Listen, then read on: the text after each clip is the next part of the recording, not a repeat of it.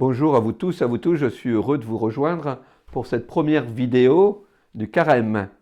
Et cette année, l'équipe liturgique a proposé avec l'EAP que nous puissions revisiter notre baptême et prier pour ces nombreux catéchumènes un peu partout dans le monde, mais plus spécialement dans notre groupement paroissial. Le thème aujourd'hui est l'appel. Je vous propose que nous puissions voir cet appel de Dieu avec la Vierge Marie. Mais avant tout ça, permettez-moi ce préambule.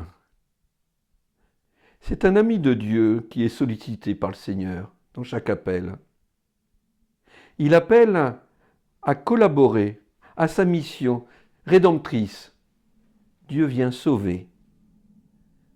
C'est un ami qui parle à un ami, et cela bouleverse l'existence, transforme totalement l'existence de la personne. Il y a cette écoute aussi.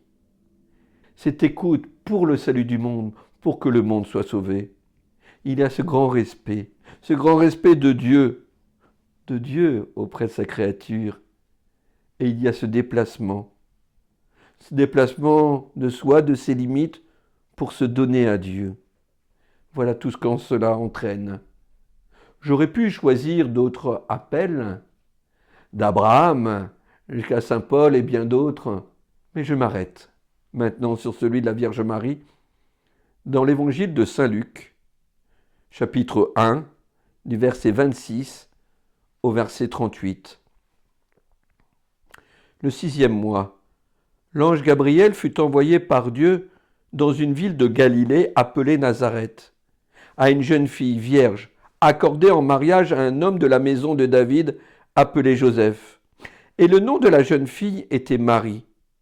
L'ange entra chez elle et dit : « Je te salue, comblée de grâce, le Seigneur est avec toi. » À cette parole, elle fut toute bouleversée. Elle se demandait ce que pouvait signifier cette salutation. L'ange lui dit alors : « Sois sans crainte, Marie, car tu as trouvé grâce auprès de Dieu. Voici que tu vas concevoir et enfanter un fils. Tu lui donneras le nom de Jésus. Il sera grand, il sera appelé Fils du Très-Haut. Le Seigneur Dieu lui donnera le trône de David son père.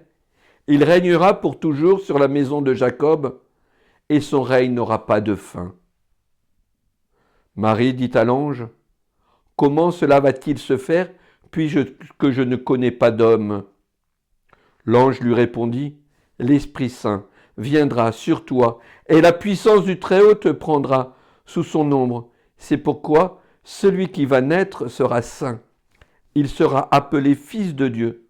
Or voici que dans sa vieillesse, Élisabeth, ta parente, a conçu, elle aussi, un fils. Elle en est à son 6e mois, alors qu'on l'appelait la femme stérile.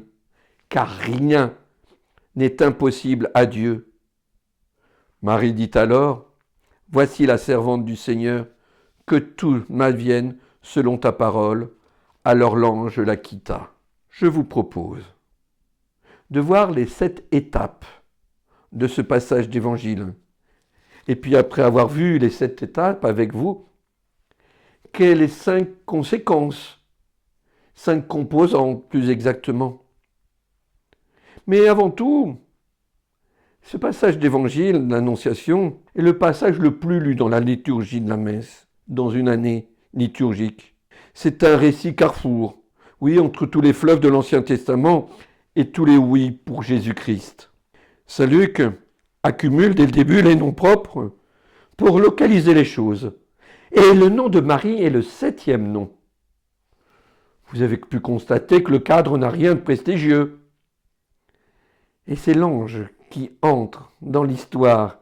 L'ange, c'est l'envoyé de Dieu, c'est Dieu lui-même. Et Marie, cette Vierge, seule, quelque part, quelqu'un sans histoire. Marie nous montre comment, dans l'ordinaire, Dieu fait de l'extraordinaire. 7 étapes donc. La première, l'ange entre chez elle. Il y a ce salut. Dieu salue avec respect sa créature. Dieu a de la révérence pour sa créature, dans ce qui fait de sa noblesse profonde. Grâce à elle, la plénitude de la grâce de Dieu. Deuxième étape, Marie est bouleversée, profondément émue. Quand Dieu intervient dans l'histoire d'un être humain, il y a quelque chose de déroutant, de bousculant, Et là, Marie vit cela. Troisième étape, devant ce trouble, l'ange lui confère la grâce de Dieu, cette bénédiction. Il l'appelle par son nom Marie et il délivre un message. Le don de Dieu, c'est Dieu lui-même. Quatrième étape, tout appel de Dieu est un appel à se décentrer. Décentrer, l'appeler de lui-même. À Marie, Dieu parle de son Fils. Quand Dieu appelle, c'est pour arracher la personne à une mission divine, à une mission qu'il dépasse.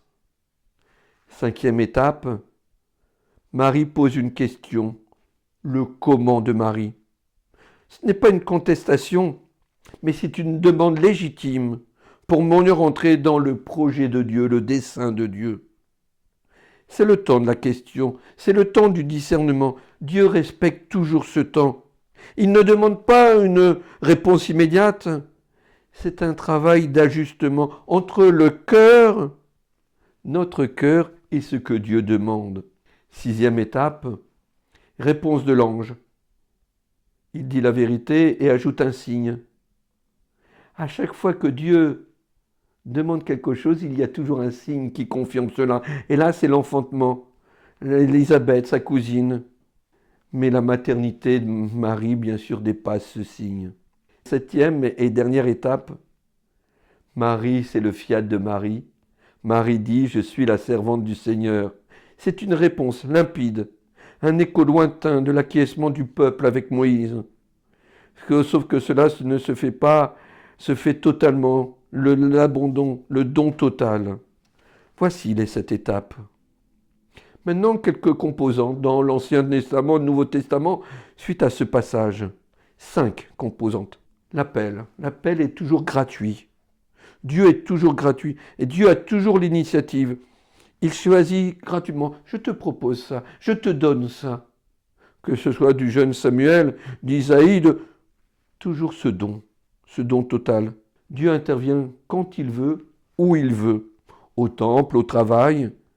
Et l'appel est souvent daté, parfois de façon très précise, ou parfois c'est plus flou dans la vie de chaque personne. Deuxième composante, il y a toujours une parole personnelle.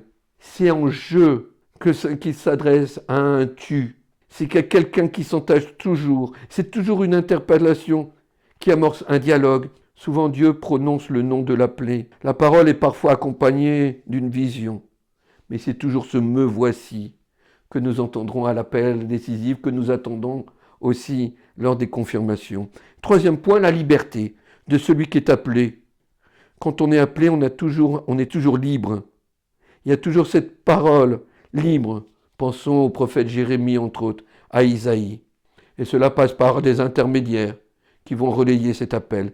Quatrième et avant-dernière, quand Dieu appelle, c'est jamais au bénéfice de celui qui est appelé, mais c'est toujours pour une mission. Dieu ne nous appelle pas, oui, pour toi, toi, toi. Non, je t'invite toujours.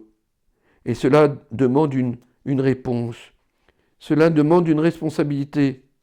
Oui, c'est travailler toujours à cette mission de Dieu pour le salut du monde. Cinquième et dernière, Dieu qui conclut une alliance, un pacte, une alliance avec l'appelé. Oui, il désire ce lien, cette proximité, cette amitié, et Dieu donne toujours les moyens de vivre ce qu'il appelle à vivre. Oui, Dieu est là et on fait l'expérience. Voilà mes amis, ces quelques points avec ce beau passage. Bon carême à vous tous.